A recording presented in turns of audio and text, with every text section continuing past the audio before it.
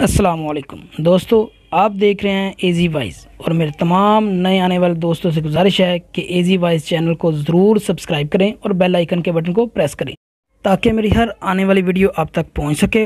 ہاں، اگر ویڈیو پسند آئے تو اس کو شیئر کرنا نہ بھولیے گا۔ دوستو، یہ ویڈیو ہے ایک ماں کی۔ آپ سب کو پتہ ہے کہ جیسے ماں ایک ایسی ہستی ہے کہ جو اپنی اولاد سے بہت زیادہ پیار کرتی ہے، ایسی ہی ایک کہانی آپ کے لیے لے کے آیا ہوں۔ ایک لڑکا جب 16 سال کا ہوا تو اس نے اپنی ماں سے بولا، ماں جب میں 18 سال کا ہو جاؤں گا تو آپ مجھے کیا گفٹ دو گی؟ ماں بولی، بیٹا جب تو 18 سال کا ہو جائے گا تو الماری کے اوپر تمہارا گفٹ پڑا ہوگا تو لے لینا، اگر اب بتا دوں گی تو وہ مزہ نہیں رہے گا۔ ایک دن لڑکا بہت بیمار ہو گیا۔ اس کے ماں باپ لڑکے کو لے کر ہسپتال چلے گئے۔ ڈاکٹر نے بتایا کہ اس کے دل میں سوراخ ہے، یہ تقریباً 2 ماہ تک ہی زندہ رہے گا۔